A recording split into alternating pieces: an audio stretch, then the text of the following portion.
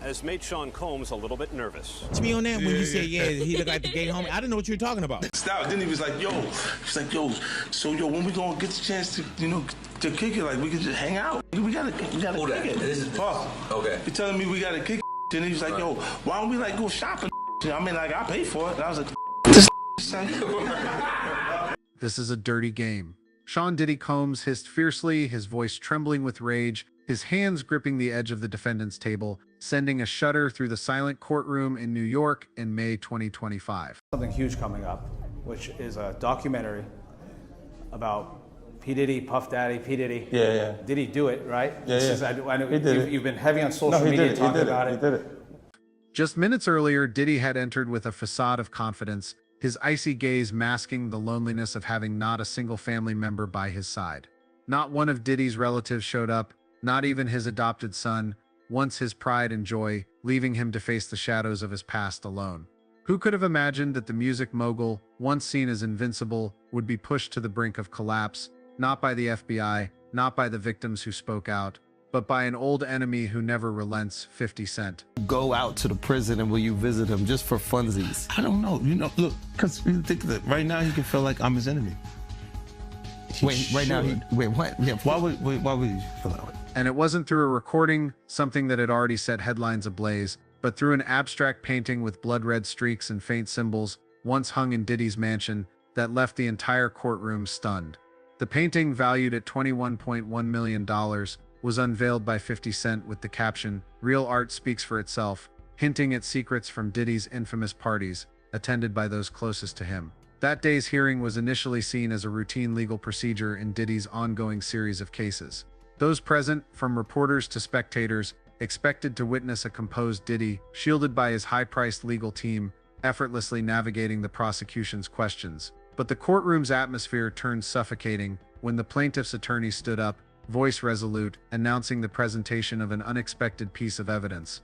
An abstract painting that had once hung quietly in the mansion where Diddy's family gathered, now unearthed to expose secrets that even his loved ones could not conceal. This object, according to preliminary analysis, was indirectly linked to one of Diddy's notorious white parties, with a faint inscription, "For her," hidden within the streaks of color, suggesting a connection to the mogul's adopted son, who bore the pain of losing his mother after discovering Kim Porter's diary, revealing dark secrets. No one knew exactly what it was, but the name behind this revelation sent chills through the courtroom, 50 Cent. With his unmistakable style, 50 Cent delivered a devastating blow in a way that no one, not even Diddy, could have anticipated. That moment not only shook the foundations of Diddy's empire, but also opened a dramatic new chapter, promising to unveil secrets never before exposed. I don't have a support system of or a peer group of artists that I require to do what I'm doing.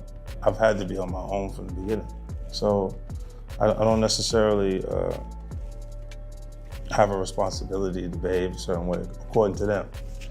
In an Instagram post, 50 Cent dropped a media bombshell, an abstract painting with blood-red streaks and a faint inscription reading, "For her," once hung in Diddy's mansion, the site of his infamous white parties. His caption, "Real art speaks for itself," came with a hint: someone close decided the truth must speak. The post went viral on X with the hashtag #TheTalkingPainting, sparking speculation that someone close to Diddy, lurking in the shadows, was collaborating with 50 Cent to expose dark secrets from the white parties. Netizens dissected every detail from the inscription "RB" to a faint silhouette, turning the painting into a symbol of defiance. The painting, with its chaotic swaths of color and strange shapes, had once been regarded by the Los Angeles art scene as a symbol of unrestrained creativity. For a decade, it was merely mentioned as part of Diddy's lavish lifestyle, briefly appearing in articles about high society aesthetics. But 50 Cent, with his keen instincts, handed the painting to prosecutors, transforming it into a legal weapon. He passed it to a team of forensic image analysts who began noticing anomalies. The abstract lines seemed to carry hidden meanings, from tiny symbols to deliberately placed faint silhouettes. One expert speculated that the painting, with its RB marking and "For her" inscription, might have been created by a witness linked to Roger Bonds, someone who observed shady dealings at Diddy's white parties,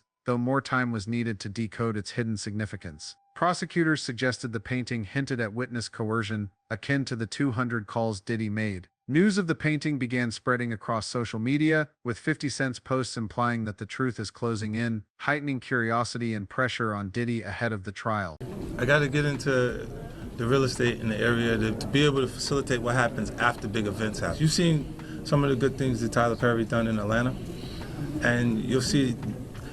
In a stifling courtroom, a heavy atmosphere enveloped the proceedings as Diddy's trial entered a critical phase where 50 Cent, through his legal team, unleashed the painting to reveal secrets about the white parties. Diddy appeared with a facade of confidence, his anxious gaze scanning the empty seats where not a single family member, not even his adopted son, was present amid rumors of his family fracturing over inheritance disputes. His legal team, composed of top legal minds, sat upright, ready to counter any move from the prosecution. No one expected that a surprise piece of evidence would shake Diddy's carefully crafted armor that day. The prosecutor stood, voice resolute. "We present a new piece of evidence, a work of art once publicly displayed, but potentially concealing clues about the defendant's conduct." The courtroom fell silent, and Diddy's brow furrowed slightly, his eyes darting to his lawyer as if trying to anticipate what awaited him.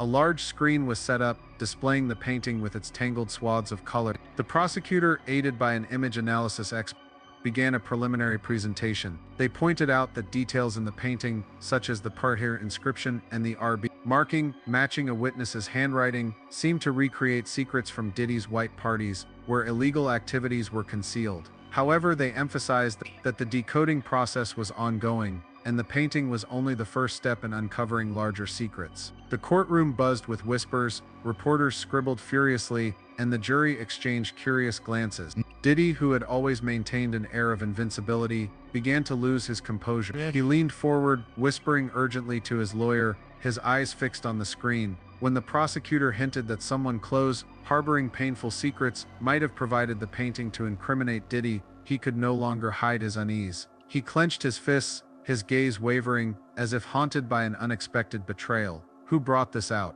he muttered, his voice low but laced with suspicion, as if suddenly realizing a trusted confidant might have turned against him. The judge banged the gavel, demanding order, but Diddy continued, pointing at the prosecutor. 50 Cent is trying to destroy me. When you continuously call Puff gay, does that affect your relationships in Hollywood? I don't call him gay. I said, let me read it. His lawyers quickly pulled him back to his seat, but the outburst had exposed his panic. The painting, though not yet fully decoded, had sown unease in Diddy. It suggested that secrets he thought were buried might be surfacing, not through testimony or physical evidence, but through something he once proudly displayed. As the trial adjourned, Diddy left the courtroom with a tense expression, his eyes vacant, as if sensing that this painting was just the beginning of a larger storm. At the prosecution's table, a forensic image analyst, introduced as a former FBI collaborator, took the stand.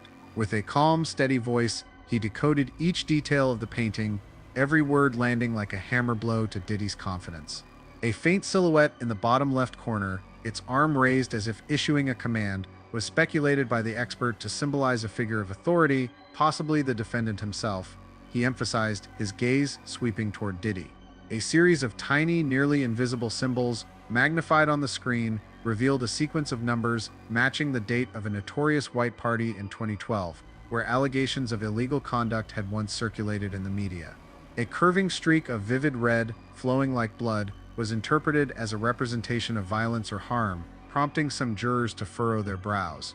But the most shocking detail was the RB marking, which the expert speculated could be linked to Roger Bonds, a former bodyguard of Diddy's who vanished after revealing secrets about the white parties. "We believe this painting may have been created by someone who witnessed events within the defendant's circle of power, concealing secrets yet to be decoded," the expert concluded. Diddy, seated at the defendant's table, tried to maintain his composure, but his hands clenched into fists, his gold ring glinting under the courtroom lights. Sweat beaded on his forehead despite the cool air of the room. His legal team, led by a renowned female attorney nicknamed the Destroyer, immediately rose to object. With an icy voice, she demanded the judge dismiss the evidence, calling the painting a legal farce. "This is merely a piece of art, Your Honor," she declared, pointing at the screen. "There is no concrete evidence linking this painting to any illegal activity. The prosecution is deliberately misleading the jury with baseless speculation." Another lawyer added, his deep voice laced with defiance. Absolutely, and I'm sure the judge really looked into that because although we know that these are allegations, there's been no evidentiary hearing as to whether or not these actually rise to the level of obstruction.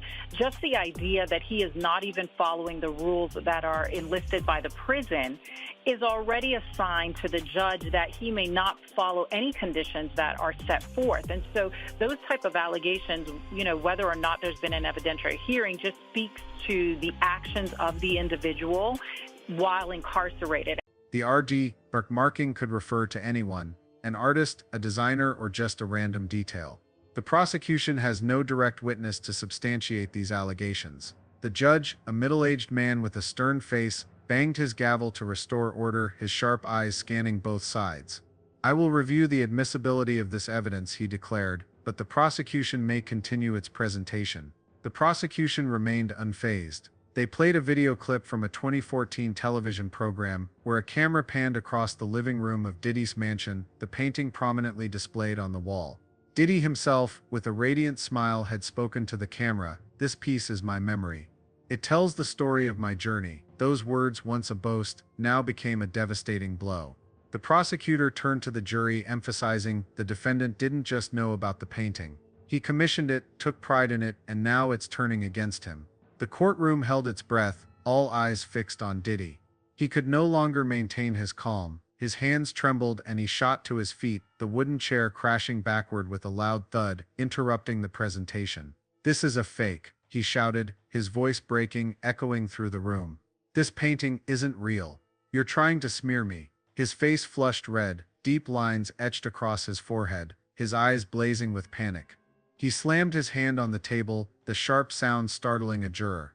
"This is 50 Cent's doing. He wants to destroy me," he roared, pointing at the prosecutor. Diddy's lawyers hurriedly stood, trying to pull him back to his seat. "Sean, calm down," one whispered urgently. But Diddy ignored them. He continued, his voice shaking, "I didn't do anything wrong. That painting is just art, not evidence." The judge banged his gavel repeatedly, his voice stern. "Mr. Combs, I demand you maintain order or I will be forced to take stronger measures." Diddy, panting heavily, reluctantly sat down, but his eyes flickered, as if searching for an escape. Reporters in the back row typed frantically on their laptops, knowing this moment would make headlines. The jury, from middle-aged to younger members, looked at Diddy with a mix of curiosity and suspicion, as if witnessing the collapse of a once mighty statue. As the light from the courtroom windows faded, the judge's gavel still echoed, but the audience's attention drifted from the abstract painting and Sean Diddy Combs' outburst. A quiet question permeated the stifling air: who had delivered the painting to 50 Cent and why? The prosecutor, with a measured voice, planted a seed of doubt as they concluded their presentation. This evidence didn't come from a distant enemy. It came from someone who once called the defendant family. Those words, like a bolt of light piercing the darkness, drew every gaze to the empty seats behind Diddy, where not a single relative was present.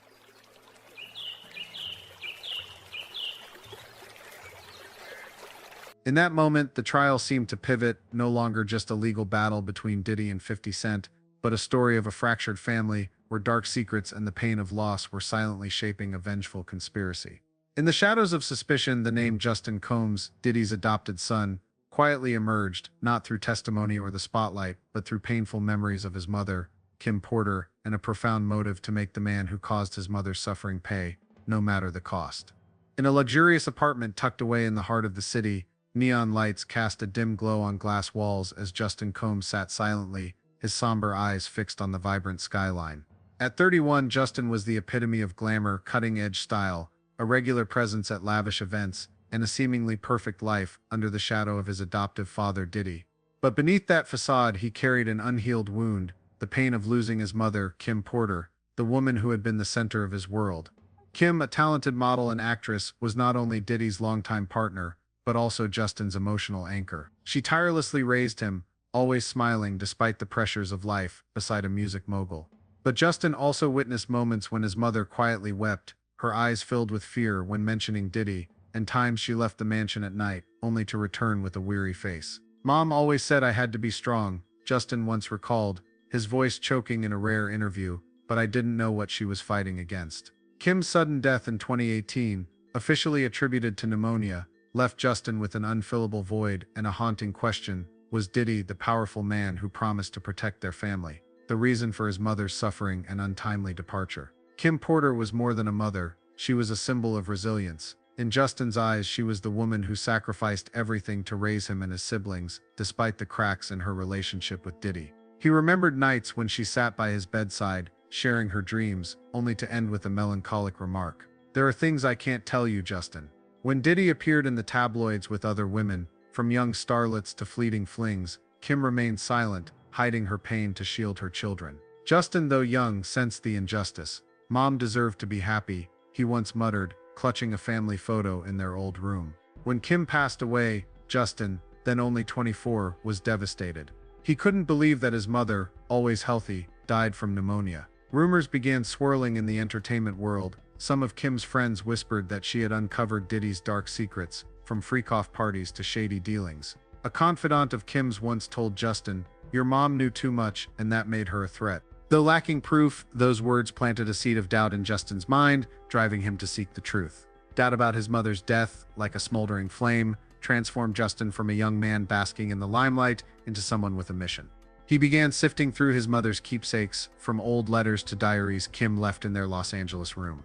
In one diary entry, written in trembling handwriting, Kim wrote, "He never stops. Those parties, they're not just parties." We used to go to when we go to the club, we used to have these bottles, right? And on this bottle, they be regular Moet bottles. On them bottles right there, they've been to have something to make the girls be real slippery and all of this kind of stuff. So when you get up, they be like, "Don't touch them bottles right there." "I'm afraid one day the truth will kill me." Those words, like a knife, left Justin trembling. He recalled times his mother left the mansion after arguments with Diddy, her eyes filled with fear. "Mom knew something," Justin muttered, gripping the diary, but he didn't act immediately. As an adopted son, Justin lived in Diddy's shadow, enjoying wealth, but also under pressure to remain loyal. He knew confronting his adoptive father meant losing everything: fame, fortune, and safety. Yet, when Diddy's legal troubles erupted with allegations of sex trafficking, blackmail, and abuse, Justin saw an opportunity. A question echoed in his mind: if Mom knew the truth, why can't I carry on her work? That question led Justin to a bold decision to secretly collaborate with one of Diddy's enemies, none other than 50 Cent. But Justin didn't step into the spotlight. He chose to operate in the shadows, providing clues only someone close could know, allowing 50 Cent, with his influence and audacity, to bring the truth to light. A small but crucial detail emerged when investigators analyzed the painting 50 Cent introduced at the trial, the RB. Marking on the painting, believed to be linked to Roger Bonds, Diddy's former bodyguard, matched the code of an old safe in Diddy's studio. From that safe, a small box containing a hard drive full of documents and footage was anonymously sent to 50 Cent's office. The prosecution, without revealing the source, emphasized that the box came from someone with a deeply personal connection to the defendant. A message on the hard drive, written in shaky handwriting, bore the phrase, "For her," sending chills through the courtroom audience. Who wrote that phrase, and why did it echo Kim's diary? Speculation spread on X with the hashtag #TheTalkingPainting, suggesting the box's provider could be a member of Diddy's family, driven by grief and a motive unrelated to wealth. The box became the case's centerpiece, not only for its contents, but for the story behind it. The prosecution revealed that the hard drive contained evidence of Diddy using shell companies to fund freak-off parties, along with threatening messages sent to victims, including Cassie Ventura, Diddy's former girlfriend. A short video, filmed at a mansion in 2017, showed Diddy in a heated argument with a woman believed to be Kim Porter. Though the audio was faint, one of Kim's lines rang clear: "You can't keep hiding this." The prosecutor posed a question: did Kim know something so dangerous it made her a threat? They didn't name Justin, but hinted that the video's provider understood its value to the case. Justin, with memories of nights his mother left the mansion, may have found the video among Kim's keepsakes or even recorded tense moments between her and Diddy. But how did Justin obtain the video, and why did he choose to send it to 50 Cent? The answer may lie in another detail. Justin is believed to have quietly protected Cassie Ventura, who was preparing to testify against Diddy. Cassie, a key witness, had become a target for Diddy. Call logs from the Metropolitan Detention Center showed Diddy made hundreds of calls to intimidate or bribe her, including a $10,000 payment to withdraw her lawsuit. But Cassie, supported by a secret source, remained resolute in testifying. The prosecution revealed that Cassie received protection from someone close to Diddy's family, who provided videos and messages to bolster her testimony. Who was behind this protection, and why did they risk confronting Diddy? Some sources speculated that Justin, bearing the pain of watching his mother suffer, contacted Cassie through an intermediary, supplying evidence to ensure her safety. A message on the hard drive reading "Let her tell the truth" was believed to refer to Cassie, fueling suspicions that Justin was quietly aiding from the shadows. But was Justin doing this for Cassie or for his mother? The answer may lie in his love for Kim, who was once Cassie's close friend before her passing. While 50 Cent took center stage in the media, publicizing the box and painting with provocative Instagram posts, Justin chose silence. He didn't appear at the trial, respond to interviews, or engage with X posts speculating about his role. But that silence, in many eyes, was a powerful statement. Why didn't Justin speak out if he was innocent? Some believed he was waiting for the right moment, when the evidence became undeniable. Others thought Justin, with a heart full of grief, sought neither fame nor attention. He only wanted Diddy to pay. A viral X post read, "Diddy's adopted son is playing a bigger game. This isn't about money, it's about revenge." Though no direct evidence existed, the detail that the box was sent from a Los Angeles address where Justin resides heightened suspicions. The prosecution, with caution, emphasized the evidence provider isn't seeking wealth or power, they're seeking justice for someone they loved. Those words, like an arrow, pierced Diddy's veneer of power, causing him to bow his head, his eyes filled with panic. Well, it's not up to me. It's up to Mr. Combs, and I don't see it happening. Why? Because he believes he's innocent. He believes he's innocent, and what's more, he believes that he needs to stand up, not just for himself, for his family, and for everybody who's been targeted by the federal government. Suspicions about Justin were further reinforced by the rift in Diddy's family. While Diddy's children squabbled over his empire, from bad boy entertainment shares to multi-million-dollar real estate, Justin seemed to stand apart. A close source revealed that Justin refused to join family meetings about inheritance, angering his siblings. "Justin doesn't care about money," the source said. "He only talks about his mom." Why did Justin reject wealth when he could easily claim a share? The answer may lie in his motive not to seize Diddy's empire, but to dismantle it as retribution for the years his mother suffered. Kim's diary, with its entries about dangerous parties and betrayal, may have spurred Justin to act. But how did he find the diary, and why choose 50 Cent as an ally? One theory is that Justin, through an intermediary, contacted 50 Cent knowing he was Diddy's unrelenting enemy, bold enough to publicize evidence. The covert collaboration between Justin and 50 Cent, though speculative, created a gripping narrative. 50 Cent, with a history of clashing with Diddy, didn't hesitate to use the box to topple his rival.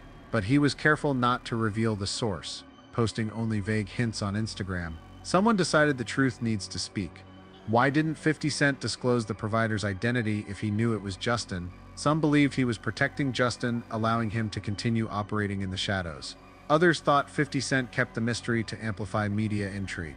Whatever the reason, the box shook the case, leaving Diddy's legal team cornered. They tried to argue the hard drive's documents were fabricated, but the prosecution countered with evidence that the messages matched Diddy's call history. But who could access that history if not someone close?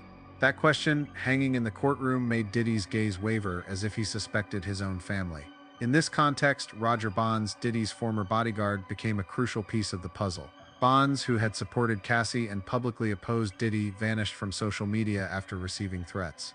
The prosecution speculated that the RB marking on the painting could be Bonds' handwriting, who had documented freak-off party details before disappearing. But how did the marking end up on the painting, and who delivered it to 50 Cent?